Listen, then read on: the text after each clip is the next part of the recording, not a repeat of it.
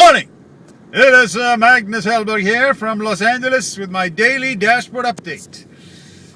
May 16th, 2012, and as you saw in my opening shot as I was scanning across the Pacific Ocean, it is another gorgeous, beautiful day here in Los Angeles, sitting here on Pacific Coast Highway on our way into Brentwood. 66 degrees and another glorious, fabulous day in Los Angeles. It is Wednesday, midweek, as we're approaching the end of the week, and in a very, very busy real estate time of the year, and it certainly feels like things are moving along just fine. I'm here with Scott Comedy, as usual, of course, the real estate guru. We're talking about a couple of different things. We're going to some inspections right now. You want to talk about inspections for a few seconds? Yeah, let's talk about inspections. You know, this subject came up a couple weeks ago with one of our associates in the office about writing an offer that's non-contingent, meaning no contingencies for investigations, no contingencies for loan, for that stuff. Well, we don't do no contingencies, and even if you put in short contingency timeframes for a buyer to get out of a transaction, the contract still allows for subsequent disclosure anytime new information is provided to the buyer. That will allow the buyer to make a decision. They have either 3 or 5 days to decide if they're going to be in or get out. So, folks, do your inspections on these properties. Nobody likes surprises at the 11th hour. So, just be honest and upfront. If you need a week, if you need 2 weeks to get inspections done, write it into your offers and do it that way. And then have your inspectors. Here's a great hint.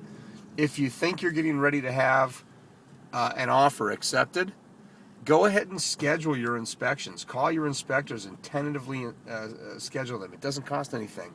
That way, when you get the word that you've got an accepted offer, your inspections are ready to go and you look like a hero to everybody.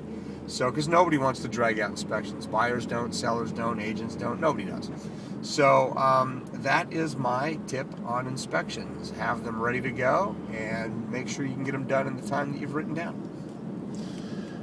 That is good advice, as usual, from Scott Comedy.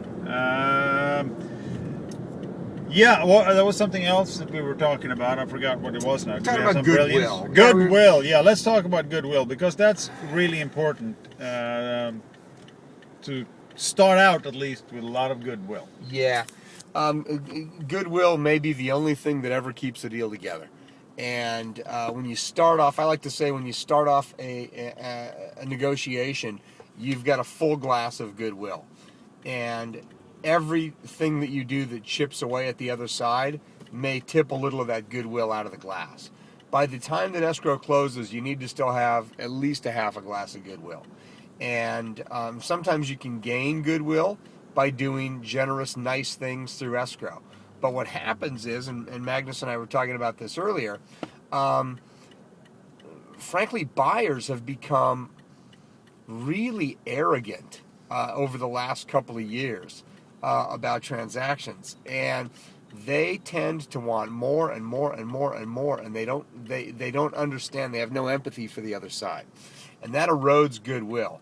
And at the end of the deal, when they are willing to make a request of the seller, if they have just been terrible to deal with, the seller can say no just out of spite and not sell the house if the buyer needs that credit, that reduction, whatever the case may be.